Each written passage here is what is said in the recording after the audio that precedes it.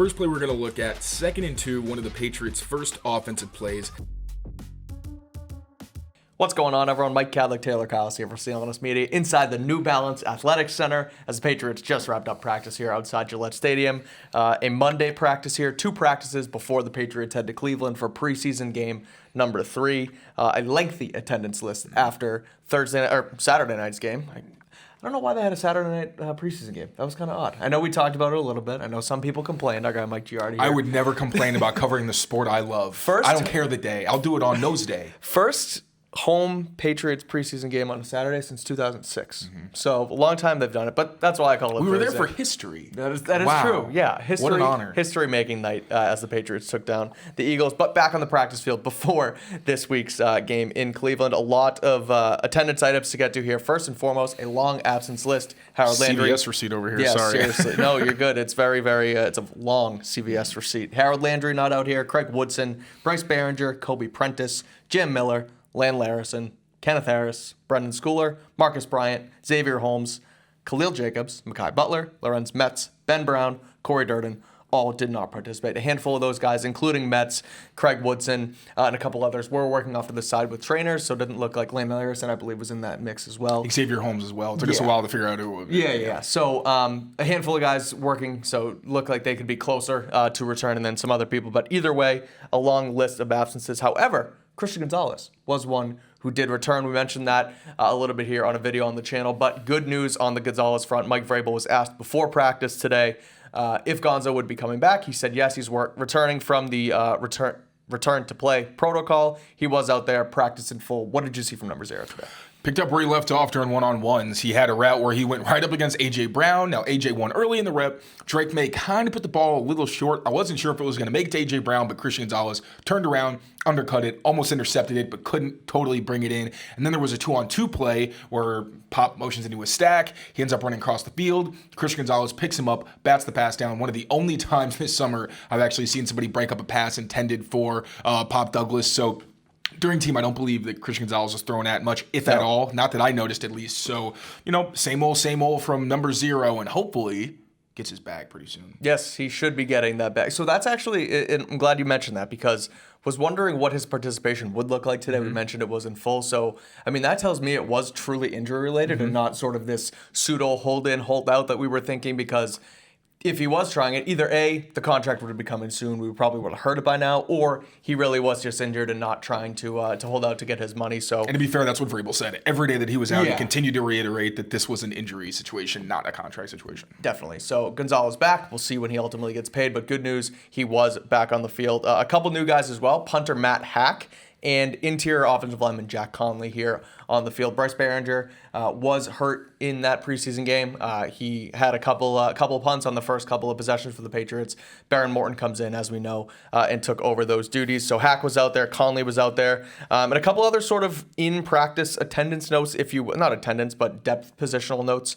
Greg Van Rotten takes some reps at all 3 interior offensive line spots, and James Hudson was moved to tackle behind some of those starters. So Marcus Bryant not out here. He was hurt in Thursday's game as well. So a lot of moving pieces along that offensive line depth-wise, including the addition of Jack Conley. Yeah, and the fact that Ben Brown wasn't out there, the top center for the backup offense was Greg Van Roten. And when you look at it on paper, if Ben Brown and Marcus Bryant are going to be okay long-term, then I actually feel decent about the depth. Like James Hudson, for one, I understand he's had some ugly reps, and when he does lose, it can be pretty egregious, and he's gotten penalties in, I think, both preseason games. So I understand why maybe fans don't think very highly of him. Sure. But when I look at the tape, I don't think he's that bad, especially playing guard, which was a new position for the veteran.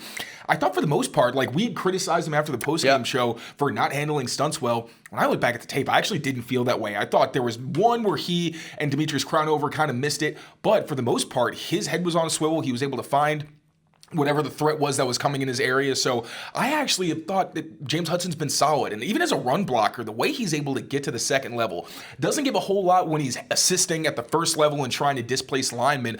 But that athleticism, man, he looks like a tight end sometimes when he's going up to get some linebackers, not outside zone reps, not perfect, but at least has the explosiveness and the movement ability to get out in front of defensive linemen on reach blocks. So if you're talking about a room where, I mean, there's a lot of positions where it feels like they might need to stockpile depth. So we're going to have to do our roster projection after this Browns game. But if the offensive line was a spot where you keep about 10 guys and your depth includes Ben Brown, Greg Van Roten, James Hudson, and then obviously Caleb Lomu and Demetrius Crownover, that is 10 guys. Oh my gosh. But I can understand, again, with the injuries and everything like that, I think that's a pretty solid room, to be honest. Now, I don't think Lomu is where you necessarily want him to be right now. Right. And I think for a first-round pick, I would understand fans being disappointed that, frankly, I would even like to see Demetrius Crownover in a real game get snaps over Caleb Lomu, just because I feel like physically he's more ready, was just in the SEC. So talking about a guy who I just don't think has quite the same steep learning curve, even though he's been repping a ton with threes. So it's hard to gauge exactly how he looks against NFL caliber competition.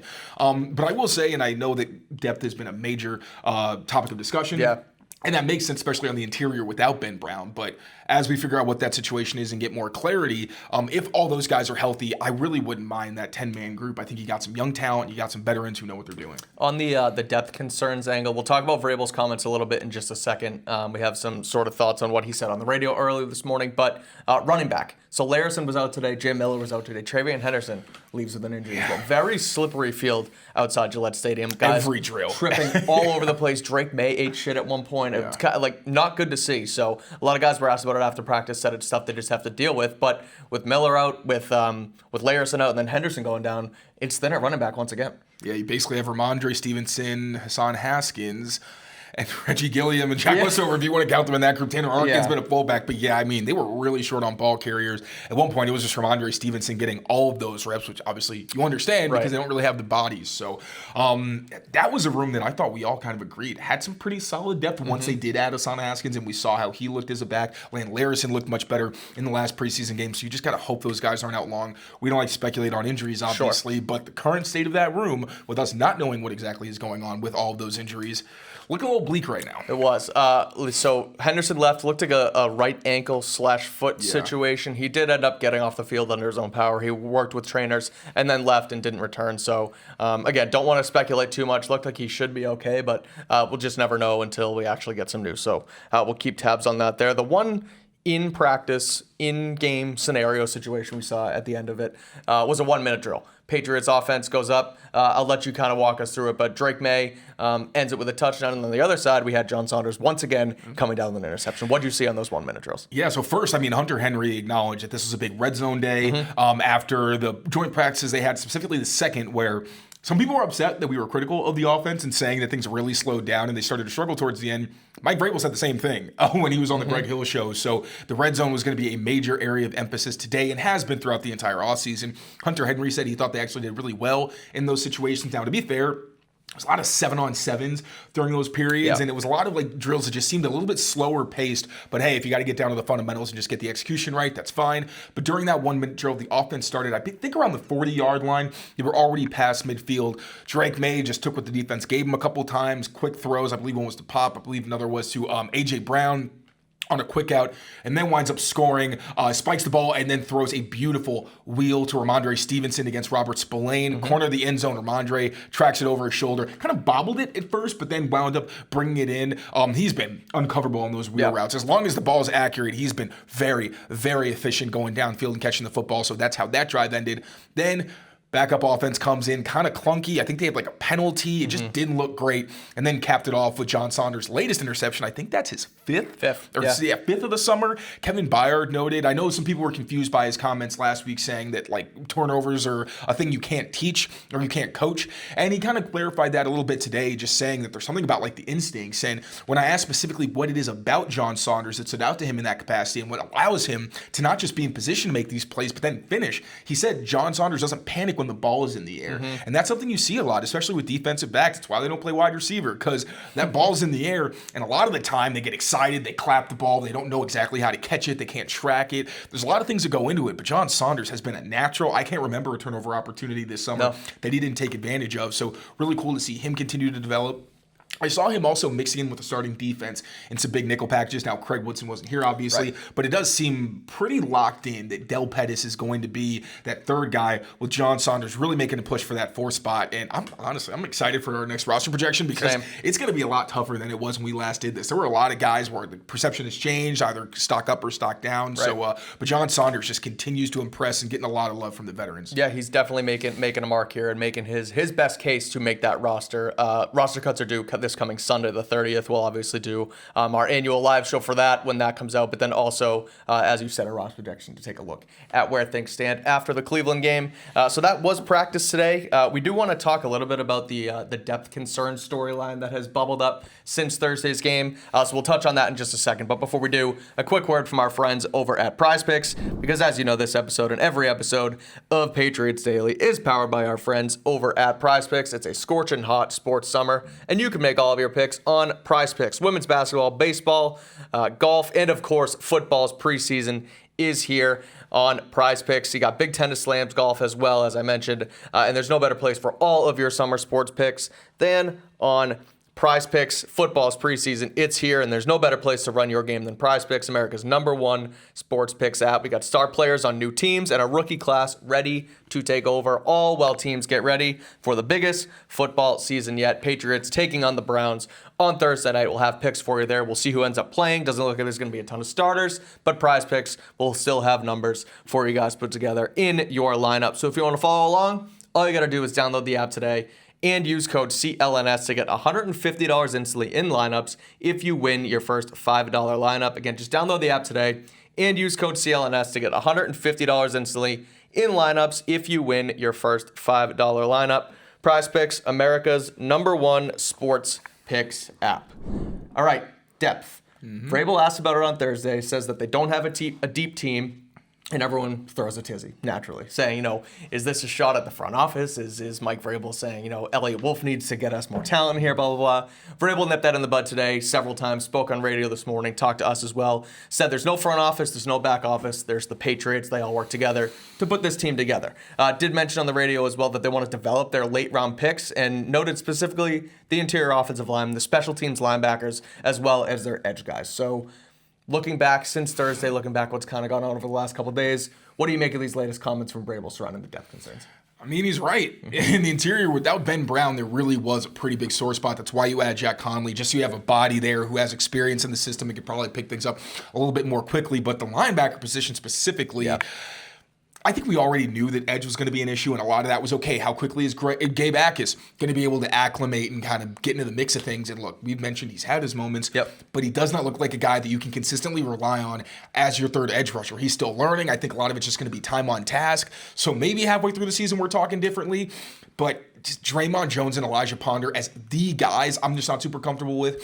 And even in the game, I mean, yes, Amari Gaynor flashes late, but that was in the fourth quarter against some of the guys at the bottom of the Eagles depth chart. Xavier Holmes was kind of exciting, but we haven't seen him in a while. Quintavious Hutchins also flashed, but again, very late in the game. I thought he was okay, but just hasn't shown enough against backups to justify a spot on the roster. And Jesse Luketa, another guy. It's really the same story everywhere. I feel like guys have their moments in flash sometimes, but not quite enough for you to say, hey, let's see this guy with the first team, right? Let's just see him mix in. I haven't really seen that. Braden Swinson, I thought was pretty good in run defense, but had like 15 or so pass rush snaps, and I don't think he had pressure. If he did, I think it was maybe one. So that's a really scary edge group, and now you don't have Jadeveon Clowney on the market. Darius Smith has also been snatched up, so you might end up having to scrape the bottom of the barrel the longer you wait. Obviously, when roster cuts happen, you can go on the waiver wire, maybe get some guys that you think could fit in your system, have familiarity or what have you, whether it's a veteran or a young player who you just like their promise. Of course, Kayvon Thibodeau is a name that we floated, especially during the offseason. Talented player, but you're probably going to have to give up some significant capital for him. I've heard people say, okay, what about Kayshawn for Kayvon? I don't think it's going to be straight up player for player. I think you probably have to throw some draft capital in there with Kayshawn as well. So the edge room needs to be addressed, I feel, at some point. We did see Harold Landry running sprints at the beginning of practice, but that was the extent of it. He just had the Exos jacket. I don't know when or if we're going to see Harold Landry. And without him, that might be one of the weakest edge rooms in the entire NFL, to be totally fair, given that just one proven player, and that proven player has like a year or two of experience at his current position. So edge scares me. And then inside linebacker, look, I really like Khalil Jacobs. Honestly, what I've seen from him so far, he's an exciting player, not just on defense and what he could grow into, but I think immediately on special teams he can be a contributor. Nnamdi Obiazor has been more up and down. Like, he had the drive where he gets picked on twice for some chunk gains, then has the fourth down breakup in the end zone against a corner route where he was out leveraged. I was very impressed by that. But then in special teams, similar story, up and down, where sometimes he's overrunning plays in pursuit, some plays where he's getting good blocks or he's making a tackle. So I like what they're doing, a bit of a youth movement on that side of the ball. And I think KJ Britt has been solid as that Jack Gibbons replacement, that physical player there. But it's not quite as deep as I thought. I thought Chad Muma would be a lot more impressive than he's been, and obviously now he's injured, but also really struggled in both of the preseason games. So I don't hate the depth at linebacker. It's just the fact that you maybe, especially after last season, where you kept 6 of those guys, and most of them are special teamers when you think about it. So the fact that they're shallow, and you said it's special teams linebackers, because it's not necessarily who's going to be on there, if something happens to Ellis or Spillane or what have you. It's really who's going to be on those core 4 units and be able to cover for us, to be able to block for us. And when you're relying on 2 rookies, that's pretty tough, right? So I wouldn't be surprised if, at some point they add another experienced veteran linebacker who can come in and also just pick up their special teams and kind of hit the ground running. Is Jelani Tavai still Yeah, he signed with the Jaguars. Oh, okay. Never mind then. Good for him. Yeah, Congrats, but Jelani. that would have been another one. There's definitely going to be some movement post-roster cuts. Go down to 53 players on Sunday, but then as we've seen the last couple of years, the Patriots got their backup quarterback in the future, Tommy DeVito, on the waiver wire after he was cut. Hey, put some respect on Bear Morton's name. Fair, but their backup punter. Yes. I'm sorry. But yeah, no, there will definitely be some moving pieces there, and I think it's something they do want to address. Vrabel was asked about that today. He said they're always going to look to improve the team. Gave his typical boilerplate answer there, but there should definitely be some moving parts there. Now, he was asked about players who did stand out in the preseason game down the stretch at depth positions. Here's what he had to say. Name 5 guys specifically. Here's Vrabel on the depth. I think in the second half, I think there certainly were. I think. Some guys that the coaches pointed out. I think Kendall obviously had, some very competitive snaps. Some guys down, Crownover, I thought played well and tried to finish and tried to use his length in pass protection. I think that, I thought Lenny T played well and factored and showed up. I think offensively, even just down the line, I thought Chiz did a great job of, when the ball found him, making the plays, but also, his ability to go and block force and finish. And, Kyle Dixon hadn't been out there for a while. And so, a guy that's relatively new to the receiver position, that was really cool to see him show up in some big moments. We're throwing the ball to Kyle Dixon. He was a baseball player not too long ago on 4th down, and he's making a play. And then, he was trying to block, finding the right guys to block in a run game. So, those are all really, really interesting things. So there you have it. Vrabel mentioning 5 guys specifically. Let's focus here, though, on Kindle Vildor, because we talked about this cornerback room. Christian Gonzalez come back today, as we know. It's still a position, Taylor, where at the top of it, Gonzalez, Carlton Davis, Marcus Jones have missed time in the past. They're not always the healthiest players. We've seen it with Davis on and off again, same with Christian Gonzalez. And so when you look at this position, Vildor is now sort of rising. Charles Woods has sort of, flatlined here, if you will. He was hurt a handful of times over the last couple of weeks. So still a lot of guys in that room that are kind of competing for those spots. Could you see a world in which they keep 6 cornerbacks instead of the 5 that we've sort of, guessed over here? I think they have to, because Charles Woods, they clearly like. He's got the inside-outside versatility. He's got special teams values. So I think that's going to be enough to get him a spot. Kendall Vildor, I don't know how much he'd contribute on special teams. Is more of an older veteran who does have more playing experience. But the amount of plays that he's made, has he been perfect? No. But I'm not sure there's another cornerback outside of the starters that's made as many plays as he has this summer. So I think that he really does deserve a crack at this roster. And Karan Prunty, you draft him for a reason. They like his skill set. He's got a lot of experience. And he's had a pretty good summer. Like, you don't really see guys get behind Karan Prunty very often for big plays. So I would expect him to keep 6, especially given Carlton Davis is another year older and already would, there were a ton of games where he would leave for some amount of time to get checked out or what have you because he had nicks and bruises here and there. Marcus Jones was very healthy last season, so I don't want to take anything away from him. That was really his first totally healthy season in the NFL, so you have to at least acknowledge that depth there is important. Again, why Charles Woods might have an in. And then Christian Gonzalez, we know, he's dealt with something every year to varying degrees, obviously, but I just think it does make sense for that to be one of the positions where you try to have yourself maybe a little bit more well-stocked than you necessarily thought maybe earlier in the offseason. And I heard Vrabel asked, too, about the wide receiver position when putting together the roster, and he was saying it's not necessarily about grabbing guys and putting guys in a box because they're wide receiver. Right? We don't need to keep 5 wide receivers. We don't need to keep 5 cornerbacks. It's, this guy do enough this summer to deserve a roster spot? Does he fit in what we need to do? And then you kind of go from there. And so, again, with roster cuts, then turns into waiver claims, then turns into putting guys on the practice squad elevations. There's so many moving parts when it comes down to it this coming Sunday. So there's going to be a lot to look at. But I think Vildor, as we mentioned, Vildor was one of our stock up guys, so I'm glad Vrabel saw it the same way. Same with Lenny T was one of our up guys as well. So nailed it on the head a little bit there with our stock report from yesterday. But that's pretty much what we saw today down in Foxborough here on Monday. Patriots back on the practice field one more time tomorrow on Tuesday, a little later in practice because they have the Patriots premiere later that night. We will have a crossover episode with the Pats Beat guys, Alex and Brian. So make sure you keep it here for all of that. Rate, review, and subscribe to Patriots on CLNS. And as always, take care of yourselves, take care of each other, and we will see you guys soon. Peace out, everyone.